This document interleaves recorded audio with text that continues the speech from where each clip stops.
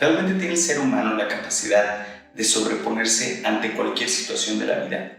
Los traumas son esos eventos que nos dan lesiones psicológicas a través de nuestros años y que pareciera que no se curan. Determinan nuestros miedos, nuestra forma de actuar y hasta nuestra manera de pensar. ¿Pero de dónde vienen realmente? ¿Se pueden curar? ¿Por qué algunos superan con mayor facilidad la adversidad que otros? Yo soy el doctor Andrés Montesinos y el día de hoy tenemos a una invitada muy especial. Ella es la psicóloga Beatriz Nava, quien es psicoterapeuta corporal, psicoterapeuta transpersonal y aparte tiene una especialidad en hipnoterapia. Acompáñenme a ver esta entrevista sobre trauma y resiliencia. Démosle toda la bienvenida a Bea Nava, por favor. Muchas gracias por estar aquí, Bea. Gracias, Andrés. Muchas gracias por la invitación. Gracias. Bueno, pues vamos a empezar con este tema que está muy interesante, ese tema al que queremos compartirles todos el día de hoy, es trauma y resiliencia, ¿vale? A ver, quiero empezando diciendo que el trauma es, al menos en medicina, es una situación en la cual hay contusión y conmoción en el cuerpo y que va a significar lesiones en los tejidos a cualquier nivel. Pero desde el aspecto emocional tiene una característica muy importante. Quiero preguntarte, Bea, ¿cuál es en psicología la definición del trauma o cómo lo definirías? Bueno, pues en psicología la definición de trauma es muy parecida. En realidad hay también un evento traumático, que propiamente se llama así, aunque dicho de otra forma, como un sinónimo, es un evento estresante. Estresante emocionalmente o estresante psicológicamente, psíquicamente hablando. Y bueno, este evento determina una respuesta emocional y dependiendo del entorno y de las habilidades propias de cada mente, de cada persona, es que esto se puede vivir como un trauma pasajero o como un trauma más agudo. Si el entorno incluso ayuda a resolverlo, a solventarlo, hay apoyo, entonces como que es bastante pasajero, y si no, entonces prevalece el evento traumático y puede generar ahora otra cosa que se llama estrés postraumático.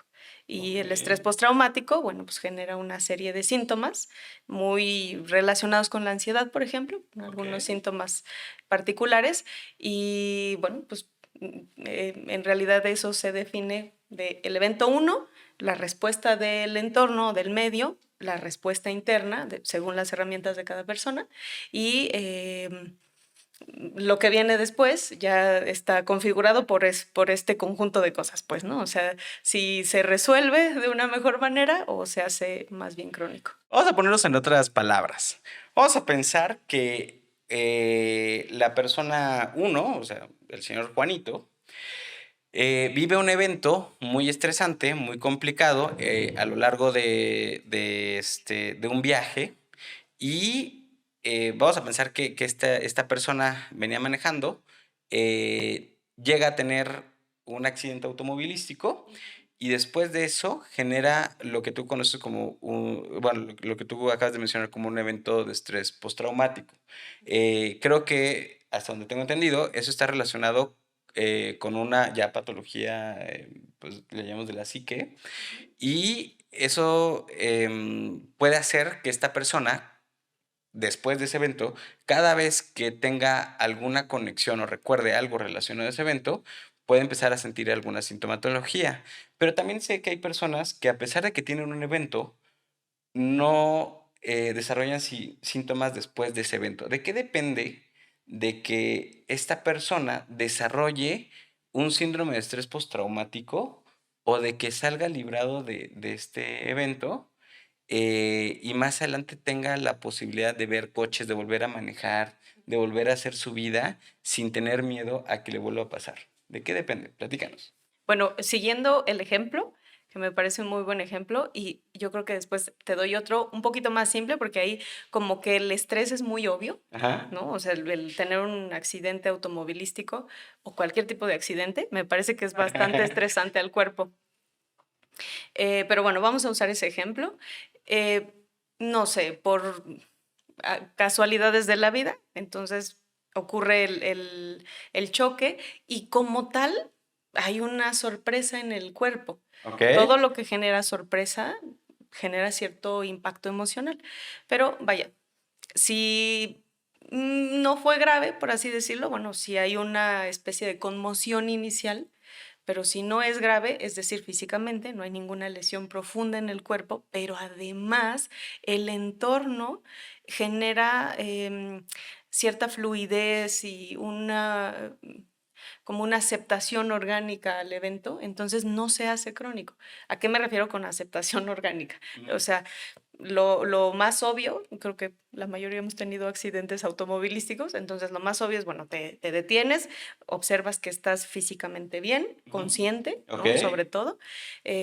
La mayoría nos bajamos de los coches y entonces pues revisas primero el cuerpo, ¿no? Después, bueno, pues las cosas materiales, a lo mejor te das cuenta que no fue tan grave. Casi siempre la persona que genera el accidente, por empatía, dice, ¿estás bien? Y Ujú. entonces, ya fíjate que ya usé la palabra empatía, Sí, sí, ¿no? sí. Entonces, si tú de entrada te encuentras con alguien empático que te dice, ¿estás bien?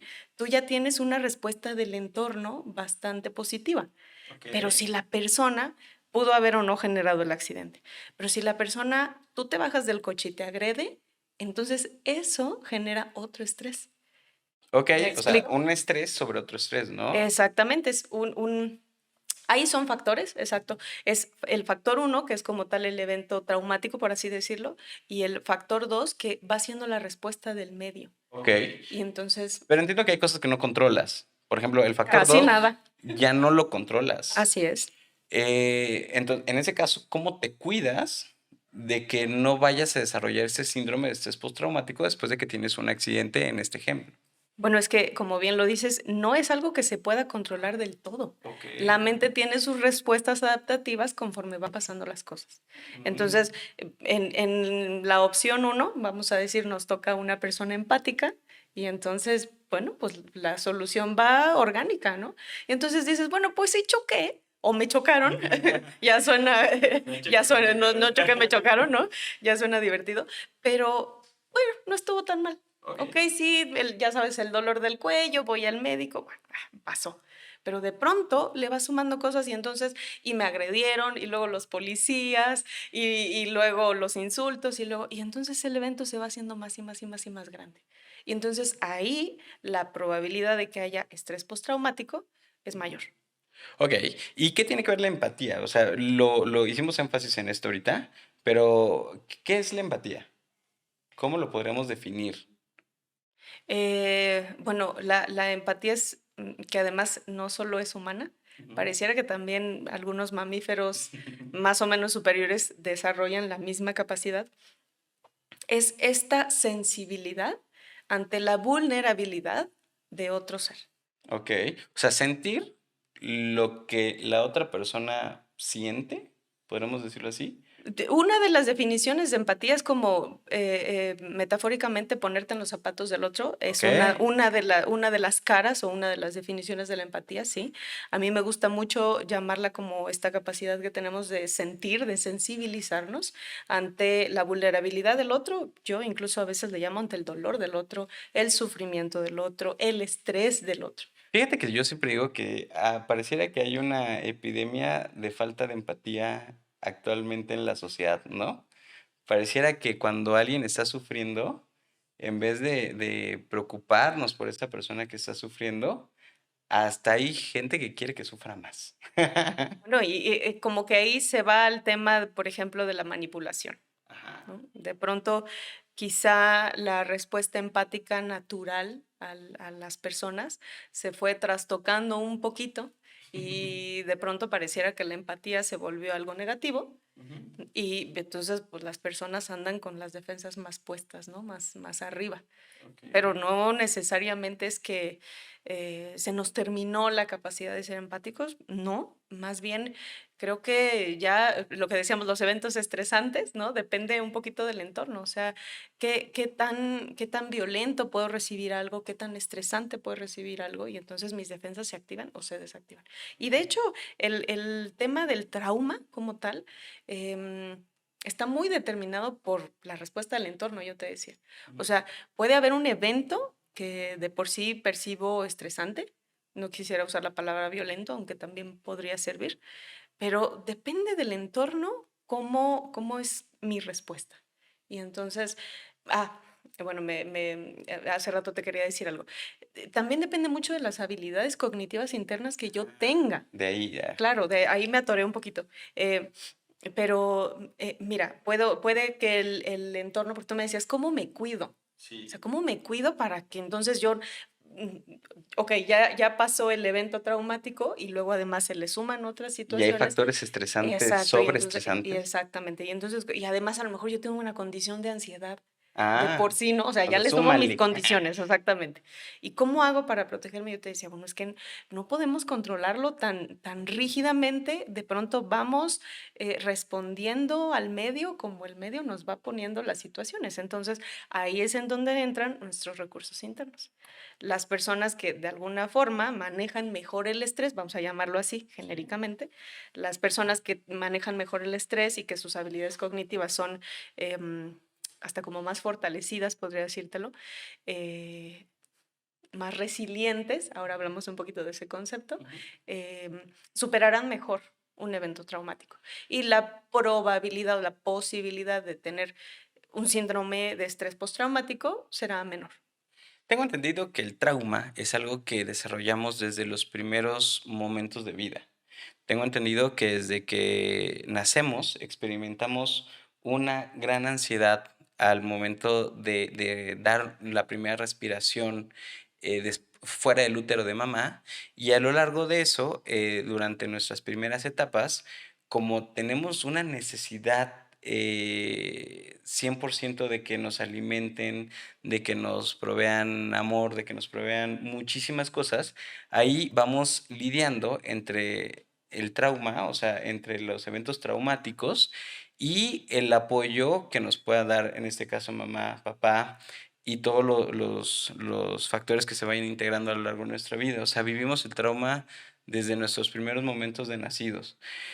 Em, ¿Cómo durante la vida, sobre todo creo que es importante hablar de los primeros años de vida, Sí. cómo durante los primeros años de vida influyen a que yo sea una persona resiliente al trauma o que sea una persona que ante cualquier circunstancia me tire, o sea, que no sea tan fuerte emocionalmente ante las circunstancias de un adulto normal?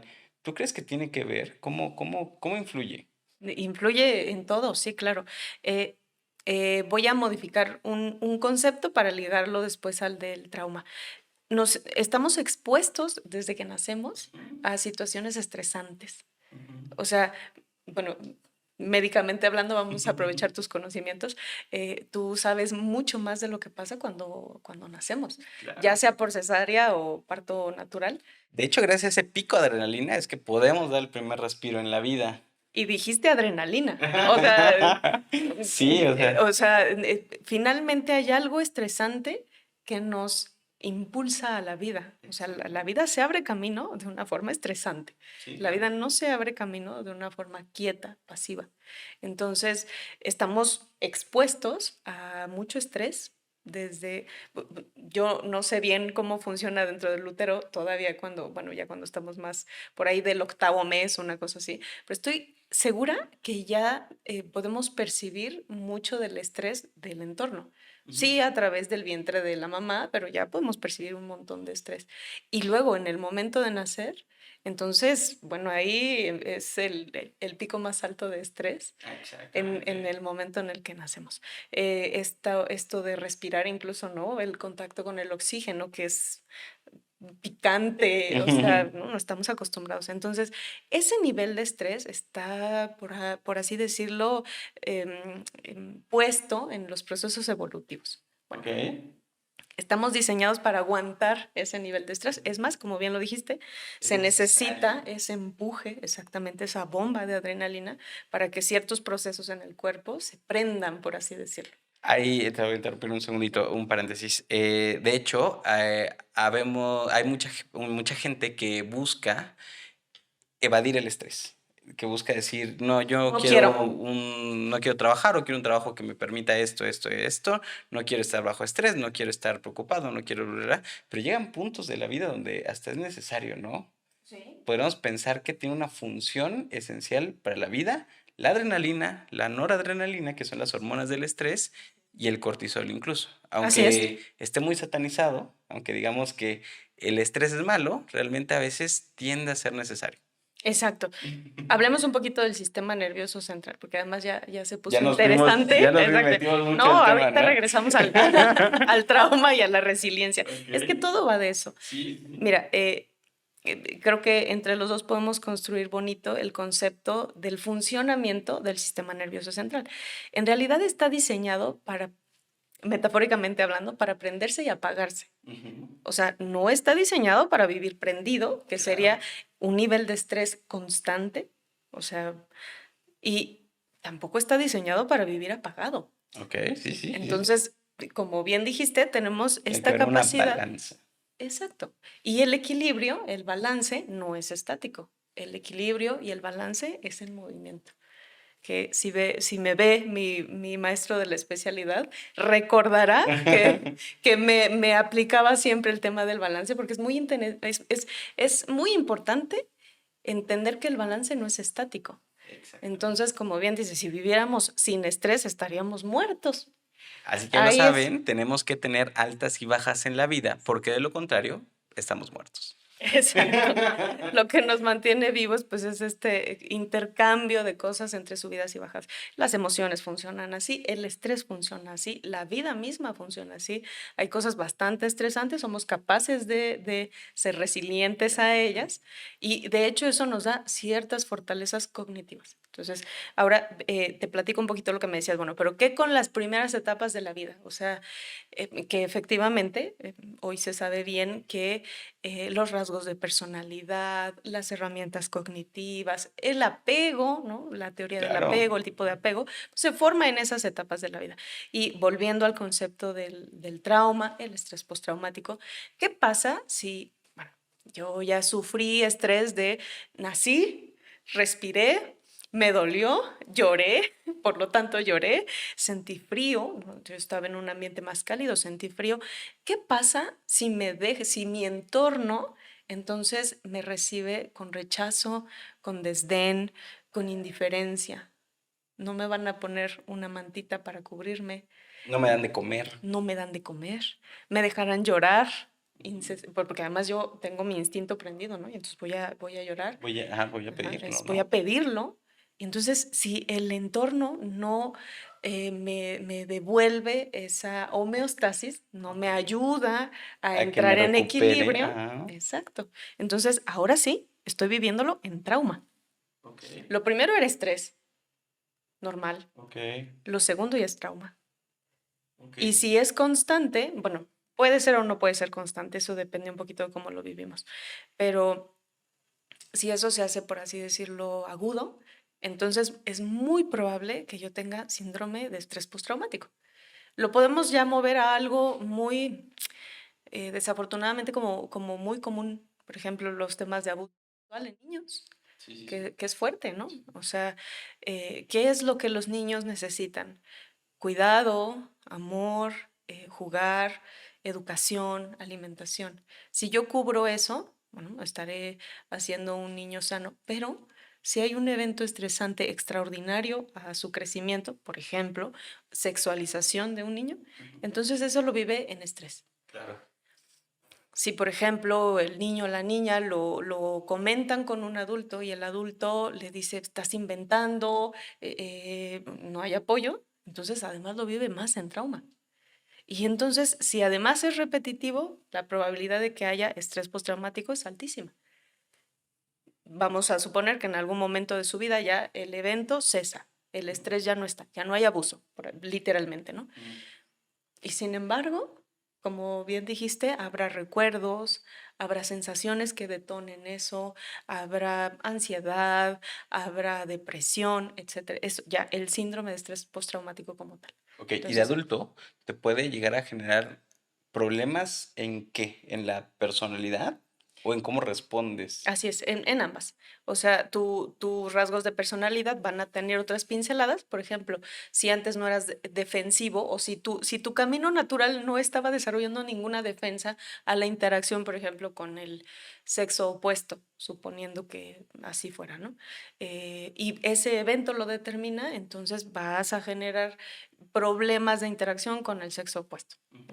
Ok. Es un ejemplo muy construido sobre las Sí, rodillas, sí, sí, pero es un pero... ejemplo que creo que lo deja un poquito más claro. Y es real, o Y sea, es real. es muy común. Lamentablemente es Es real. muy común. Exactamente. Ok. Entonces, más o menos así funciona. O sea, el trauma como tal viene sí, de un evento estresante, pero está mucho, digamos, como que se afianza, la herida se abre. Ah, interesante. El concepto de trauma literal es herida. Sí. Herida. Entonces, vaya, se hace una herida, pero esa herida puede agravarse mucho o poco, por así decirlo, según la respuesta del entorno, las habilidades personales. Cuando somos niños tenemos muy poquitos recursos. Claro, el trauma puede ocurrir desde niños y hasta adultos, Claro, pero claro. cuando No es adultos, exclusivo de cierta edad. exacto, pero cuando adultos tenemos más habilidades cognitivas para enfrentar el trauma. Ok. ¿Y solo hay un tipo de trauma? O sea, cuando yo hablo de un evento estresante, que aparte el entorno no es favorable, ¿solo puedo desarrollar un tipo de trauma o incluso en el trauma hay clasificaciones? ¿Tú qué opinas? Sí, sí, hay algunas clasificaciones. Mira, déjame hacer una pequeña consulta. Hasta Eh, vienes preparada. por si me lo preguntabas.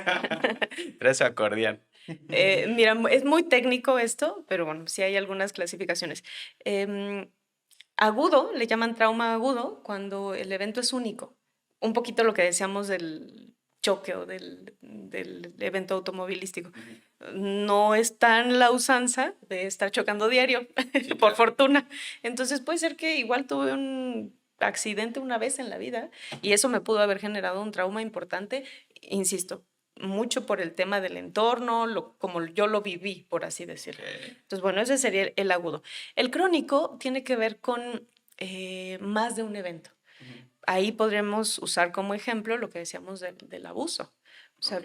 desafortunadamente, un abuso sexual puede ocurrir una o varias veces, Tiene que ver más con el tiempo y como con con la la repetición. frecuencia. Ok, ok. La frecuencia Exactamente. del trauma. Exacto. Y complejo le llaman a este tipo de trauma que tiene varios factores. Un poquito lo que te decía, bueno, pudo haber sido abuso más violencia, violencia física, violencia emocional, Ok, y le podemos sumar otros factores. Entonces a eso le llamaríamos complejo ok. y dime. ¿Y el tratamiento es el mismo? Ah, bueno, ahora te Ah, platico de vamos a los hablar de los tratamientos porque tratamientos. Ya me estoy yendo más allá, ¿no? Me estoy adelantando mucho. cambia un poquito, sí cambia un poquito, pero bueno, en esencia sí es lo mismo. Ok. Ahora te digo, la rehabilitación es lo mismo que un trauma médico. O Ok. sea, si tienes supongo que los esguinces, por ejemplo, tienen... Ajá, son más leves, sí, sí. Bueno, los esguinces se clasifican en 3 grados y depende mucho como dices, del tipo de lesión. Cuando es de primero, pues solamente hay un jalón en el ligamento, de segundo se rompe parcialmente y de tercero se rompe completamente y en algunos casos hay que operar al paciente. Claro, claro. Tienes toda la razón, va por grados. Sí, va por grados. Entonces, acá te digo, bueno, esencialmente es lo mismo, que es, pues, trabajas el área afectada, ¿no? Igual acá, trabajas el evento, por así decirlo. Pero bueno, sí hay unas consideraciones, incluso en tiempo. La mente tiene la capacidad de rehabilitarse, pero le lleva mayor tiempo quizá que a otros órganos. Me Ok. atrevería a decirlo. Ok, ok. Pues te involucran otros factores, ¿no? Así No es. es tan fácil como darle un diclofenaco al paciente. Exactamente, exactamente. O bueno, una cirugía, que sé que igual va a ser estresante, Ujú. ¿no? Pero habrá un periodo de recuperación. Bueno, la mente funciona más o menos igual, pero con un tiempo diferente, porque va echando mano de sus recursos. Bueno, ya te hablaré de los tratamientos, porque también el medicamento, en ciertos casos, sobre todo cuando hay síndrome de estrés postraumático, también el medicamento juega un papel importante, Ok. sobre todo en casos de ansiedad, depresión. Ah, y el último tipo Ajá. se conoce como vicario, que tú conoces el concepto de vicario. Me suena a dos. A ver. A lo ¿de mejor. doble? ¿Como de doble? Ajá. ¿No? ¿Estoy mal? No, no, no. Te Chin. lo voy a dar A como ver. primero como su concepto base. Em, por ejemplo, el aprendizaje vicario, que es Ujú. el que todos tenemos la capacidad de efectuar, es cuando ves algo. Ok. Es decir, si, no sé, si quisieras aprender a botar un balón de básquetbol Ujú. y te sientas en la cancha a ver cómo lo hacen, Ok. eh, tú aprenderías a hacerlo solamente por verlo. Ok, ok. Entonces, el aprendizaje vicario es por repetición. Ok. Luego, entonces, el estrés, el trauma vicario es por observación. Mm. No es que a ti directamente te está ocurriendo el evento estresante, Si lo viste en alguien lo más. estás viviendo a través de otra persona. Ok, Por está ejemplo, interesante. vamos a hablar de Ajá. un ejemplo, em, el trauma que pueden sufrir los hijos cuando hay violencia familiar. Ok. Quizá directamente no hay violencia hacia los hijos, Ujú. pero cuando hay violencia hacia la pareja y entonces los hijos la viven, ¿no? Pues La entonces sufren como, ok. exactamente. A eso le estaríamos llamando trauma vicario. Fíjate que hace un par de semanas yo atiendo a un joven que tiene 18, 19 años y le empecé un medicamento justo para la ansiedad. Ujú, Con este chico estuvo casi un año y medio con su tratamiento, ujú. y apenas hace un mes se lo retiramos. Y entre la plática es, oye, ¿cómo te has sentido? ¿Tú crees, ya no has vuelto a tener? Ah, bueno, él somatizaba mucho con su presión arterial. Se le elevaba mucho la presión arterial cuando es una persona de 19 años no tiene problemas con la presión arterial. Claro. Entonces, después de un año y medio de estar tomando medicamentos, decidimos quitárselos, los retiramos con disminución de la dosis, pero haciendo preguntas de sintomatología, resulta que toda su sintomatología había desaparecido. Y ya, como ahora sí que por chisme y por meterme un poquito más, a ver que todo fuera seguro, pregunté qué había pasado. Resulta que durante el año y medio que estuvo con sus crisis hipertensivas y y con el medicamento, sus papás estaban ya muy mal. O sea, era un matrimonio que estaba a punto de romperse. Pero apenas hace poco, el papá sale de vivir de la casa, se separan y a partir de ahí él Ujú. deja de tener síntomas. Así es. Es tan Fíjate. mágico como eso, ¿no? Y pasa algo interesante ahí. El estrés, Ujú. aquí sí podríamos llamarle el evento traumático, cesa. Puede ser los conflictos entre los papás. Ok. Cesan. Sí. Y luego entonces la somatización, porque creo que el tema de la hipertensión, bueno, no sé si era hipertensión o hipotensión, Híjole. pero lo estaba somatizando. Sí, La se les ve. cantidad de estrés que estaba atravesando se fue al cuerpo a través de la hipertensión.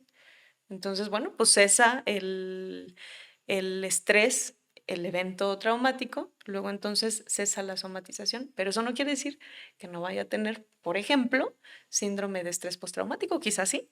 Ok. Cuando ve No, a no alguien lo sabemos. pelearse, Ajá. Cuando cuando ve a escuchas. alguien pelearse, se le puede subir la presión de nuevo. Exactamente, Ok, es interesante. exactamente. Y bueno, pues tal cual la manifestación de ansiedad ya es uno de los síntomas de estrés postraumático. Ok. La hipertensión también. O sea, Sí. dentro de algunas definiciones, el cambio en la tensión arterial se considera uno de los síntomas de estrés En medicina postraumático. existe algo que se llama síndrome de la bata blanca, que donde el paciente se le sube la presión, se hipertensa, solamente cuando va a consulta. Y el resto del tiempo tiene la presión normal. Bien. Está gracioso, pero así funciona el Sí. cuerpo. También un poquito de miedo, ¿no? Ahí. Ah, claro. A ver, ahora vamos a meternos ya al concepto de resiliencia. Ujú. Platícanos, ¿qué es la resiliencia? Ok. Me gustaría decirlo con una definición que se toma de la RAE, pero que además de ahí se toma el concepto de resiliencia. En realidad es una descripción que se usa para los materiales. Ok. Se dice que la resiliencia es la capacidad de un material de volver a su forma, a su estructura original, después de que se cesa la manipulación o el estrés. Ujú. Entonces, la resiliencia sería, humanamente hablando, la capacidad de reponernos ¿no? Ok. Hablando del material y en su metáfora, la capacidad de reponernos después de un evento traumático. Y hay quien le suma el hecho de además tomar algo positivo en crecimiento emocional, cognitivo después de ese evento. A ver, se escucha muy bonito, o sea, decir que yo me curo después de un evento que me causó, una herida emocional, en teoría se escucha bastante bien, pero creo que en la práctica es un poco más complejo de lo que se escucha. Por ejemplo, un niño que de repente fue abusado, sexualmente, de adulto va a producir algunas cosas, pero, en esencia, ¿cómo alguien que sufre una violencia injusta se puede reponer de tal situación? Sobre todo en una etapa tan vulnerable de la vida como es la infancia, ¿no? Creo que son temas muy delicados, muy dolorosos, pero, ¿cómo sí se puede llegar a alcanzar la resiliencia en todos los casos? Bueno, mira, para mala fortuna no somos como el mercurio, en donde, bueno, tú lo expandes y después nada más lo sueltas y regresa a su forma Ujú. original.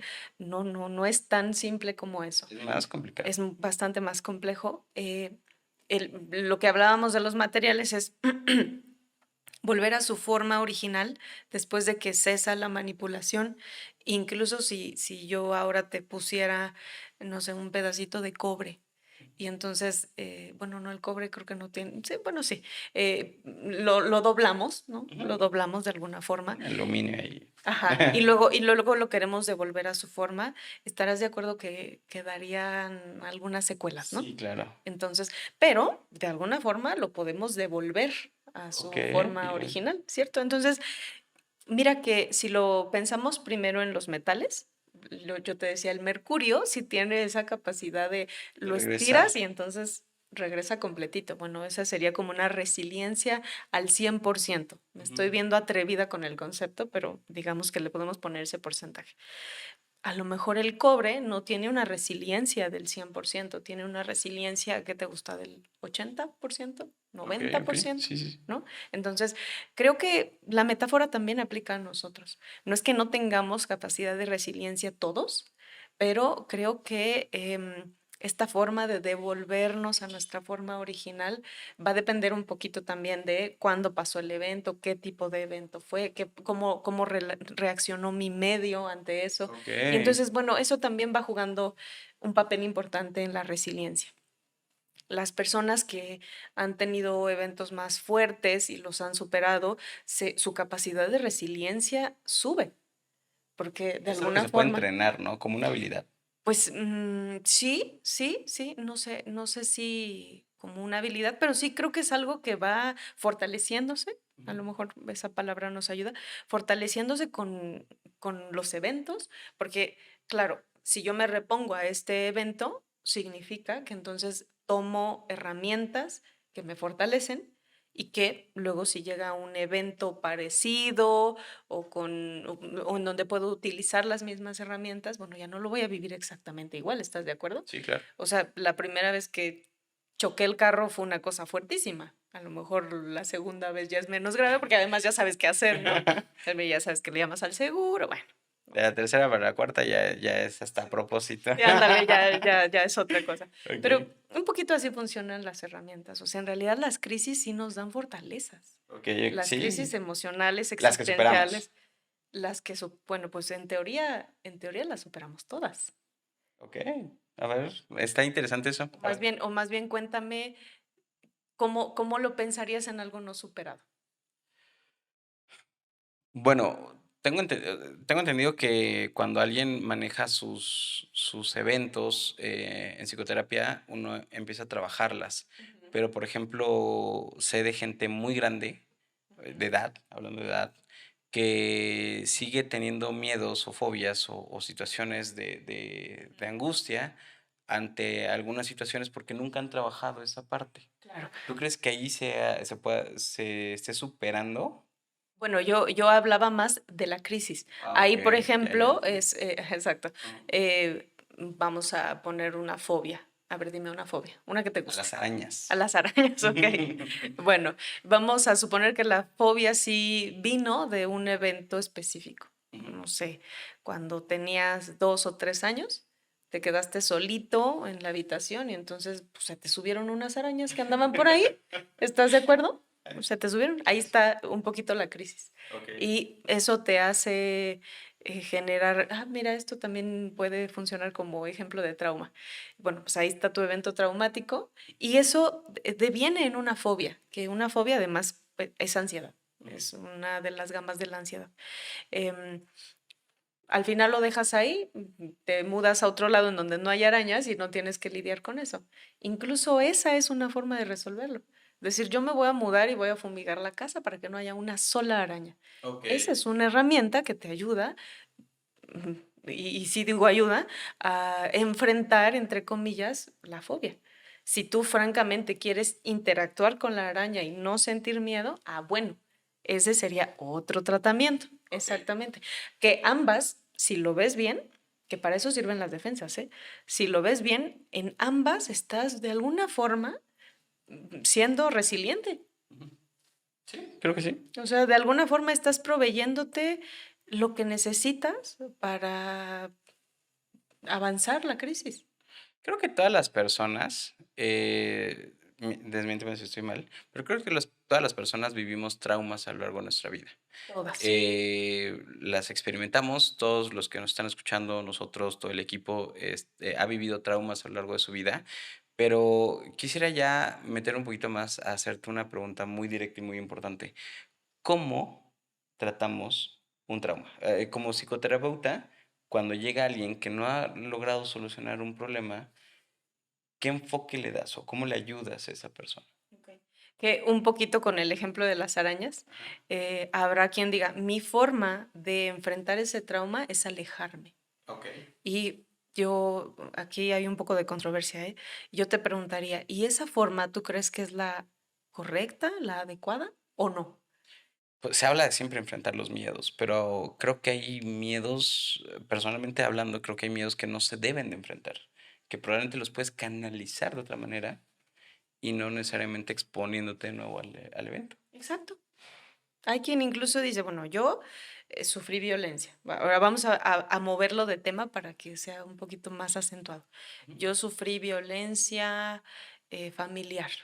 Y entonces mi forma de resolver esa crisis, de enfrentar ese trauma, es determinadamente alejarme de los eventos y los ambientes violentos. Me parece que es una forma muy válida. Okey. ¿No? O Sí, sea, sí, sí. es algo que surge, es una herramienta que surge de ese evento. Y habrá quien diga, bueno, sí, pero, aquí le estoy poniendo un pero.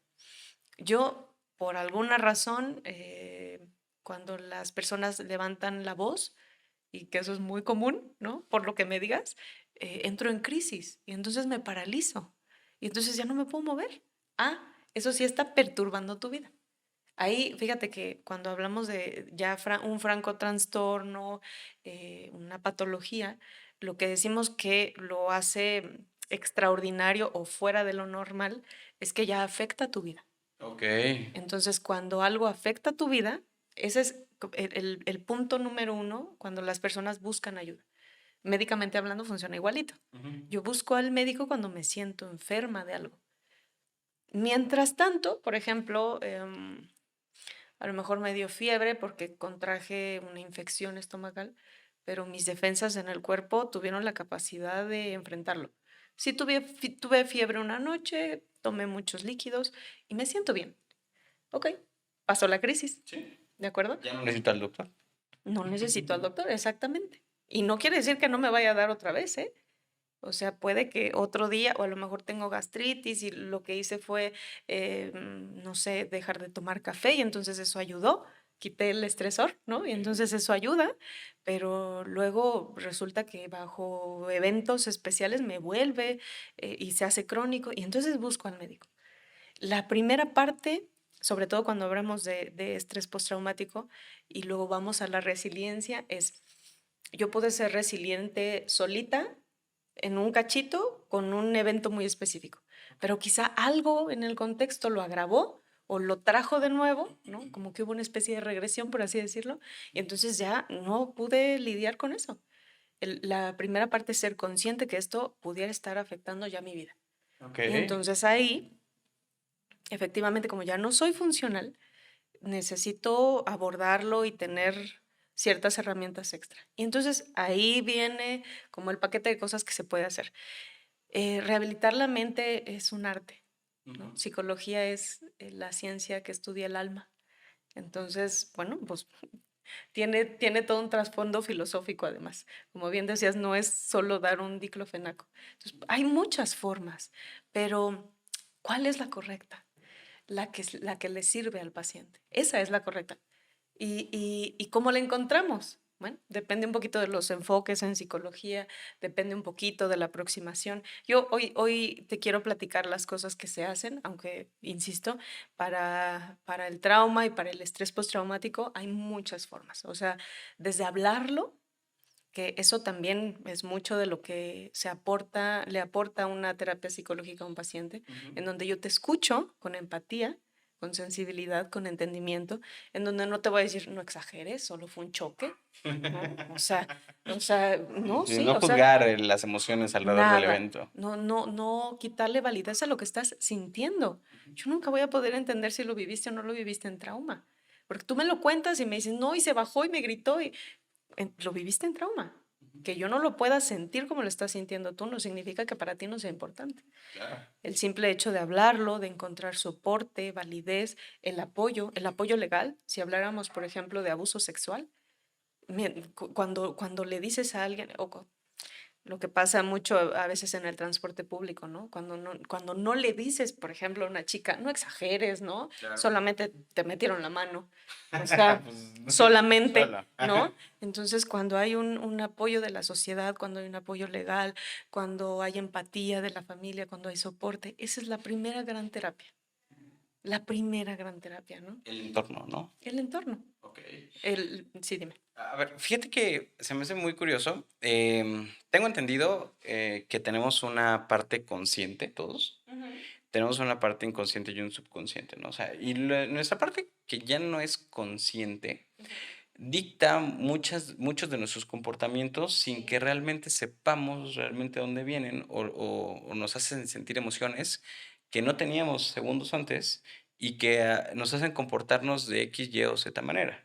Tengo eso Sí, ese es desde... el inconsciente. Exacto. Eh, Tengo entendido, tú eres especialista en hipnoterapia. Creo que eso es un tema igual muy importante e interesante, donde en la hipnoterapia sé Ujú. de forma no experta que en ese proceso traes de alguna manera cosas del inconsciente al momento Ajá. en el que se hace la hipnoterapia. Platícanos un poquito cómo funciona. O sea, igual y yo tengo ese concepto, pero quiero saber si estoy en lo correcto o estoy simplemente sin idea de cómo funciona la hipnosis.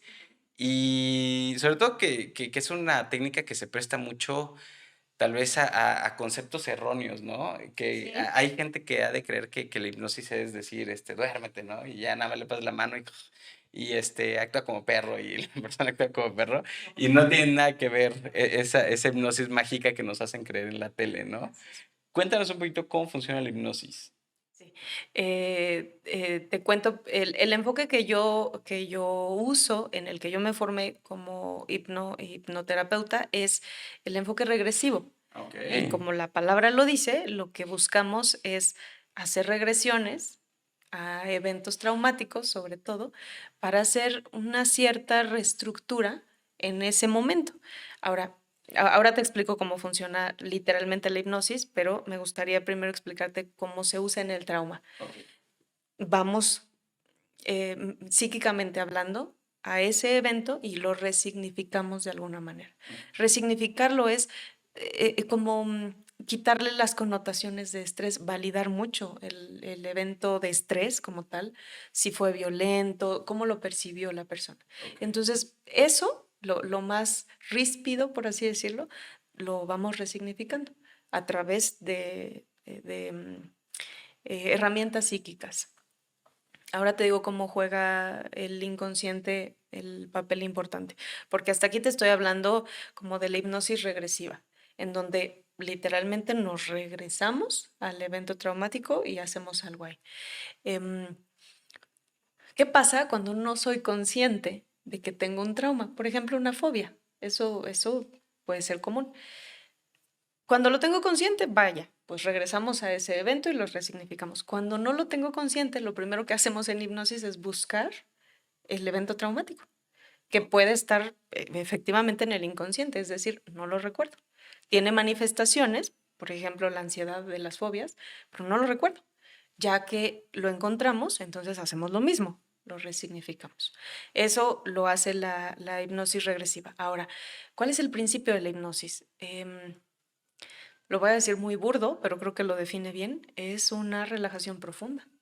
Tan profunda que las defensas naturales de la psique, no te voy a decir que están dormidas, pero están relajadas. Ujú. Entonces nos permite navegar en el ámbito consciente y en el ámbito inconsciente. Es decir, nos permite hacer un viaje profundo. Lo primero que hace un hipnoterapeuta es llevar a la persona a un estado profundo, profundo de relajación. Y entonces ahí, en esa relajación, nos permite navegar en los paquetes de la mente. Y efectivamente hay un montón de paquetes conscientes y un montón de paquetes inconscientes. Ok. Que el concepto como tal es solo ese, ¿no? Consciente e inconsciente. De pronto escucho que dicen subconsciente, no hay tal estructura, Ah, ok, solamente es ok. consciente Eso no e sabía. inconsciente, sí. Y bueno, eso con el tema de la hipnosis. Yo te digo que la relajación profunda ayuda a la mente a restaurarse, ya de por sí la relajación.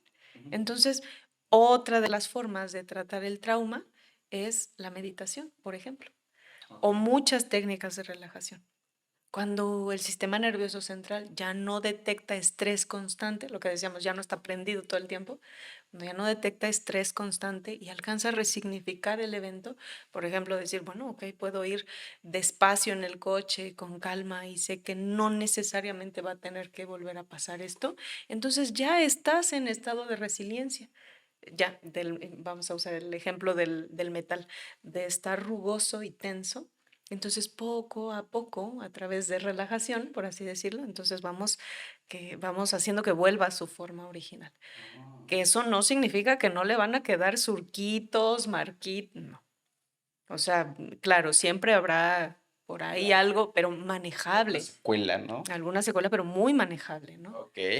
Ya para ir cerrando un poquito, porque creo que ya se nos está agotando el tiempo. Dinos, o por favor, platícanos, ¿qué le recomiendas a una persona que ahorita nos esté viendo y que esté sintiendo en este momento que está pasando por un periodo de estrés postraumático, que está pasando por un problema que no puede resolver solito y que no sabe simplemente cómo hacer que su dolor mejore? Claro. Definitivamente lo primero sería que busque ayuda, ayuda profesional, que se Okey. acerque a un terapeuta. Por ejemplo, los psiquiatras también, yo te decía del medicamento, ¿no? Los psiquiatras también son especialistas de la salud mental que apoyan muchísimo en los momentos de trauma, porque a veces quedamos tan afectados que funciones básicas como dormir no podemos cumplirlas. Claro. Entonces necesitamos un ansiolítico, necesitamos quizá un antidepresivo, no lo sé. Y un profesional no es TikTok ni Google tampoco. Un profesional de la salud es aquella persona que se dedica a Claro. esto, ¿no? Que Ujú. tiene el manejo y el conocimiento propios para poder ayudarle a alguien a rehabilitarse. Insisto, hay muchas técnicas, pero bueno, de entrada, hablarlo es muy sanador. Hablarlo con un profesional que te va a dar herramientas, que si necesitas una técnica de relajación, te va a decir qué técnica, te va a decir cómo hacerlo. En psicocorporalidad, que es otro de los enfoques, hacemos movimientos en el cuerpo que sabemos que ayudan a canalizar el trauma porque ayudan a sacar el estrés del cuerpo. Entonces, hay muchos enfoques, ¿no? Incluso yo te decía la meditación, yoga. Hay personas que seguro te dicen, bueno, me pasó esto y yo lo superé solamente meditando. Sí, esa es nuestra capacidad de resiliencia. Hay quien no. Si la cosa se pone más grave, Hay busca a que un subir de experto, nivel, ¿no? busca a Hay un que buscar. experto. No vivas con eso porque eso no es vivir sanamente, no es vivir con plenitud, ¿no? Eso es lo Perfecto. que yo les diría. Pues muchas gracias por estar aquí, por acompañarnos, por platicarnos un poquito del trauma y de la resiliencia, por aportarnos ideas y conceptos nuevos. Esperamos que todos les haya gustado este programa, lo hicimos con mucho cariño y el consejo es si estás viviendo un evento que no puedes manejar o que te está sobrepasando, busca ayuda profesional. En este caso, vamos a dejar aquí el número en el cual pueden buscar a nuestro psicoterapeuta, a Beatriz Nava, y vamos a dejar tu número de contacto, ¿vale? El número es el 5516-980093. 5516-980093. Lo vamos a poner igual aquí debajo en el video, por si quieres seguir investigando un poquito más de tu zona inconsciente, perdón. Te dejamos aquí los datos. Es un excelente terapeuta y aparte tiene una especialidad en hipnoterapia, ¿vale? Muchísimas gracias. ¿Algo más que nos quieras comentar? Agradecerte también por la invitación y bueno, pues si hay dudas, ahí estoy. Perfecto. Muchísimas gracias por sintonizarnos. Gracias.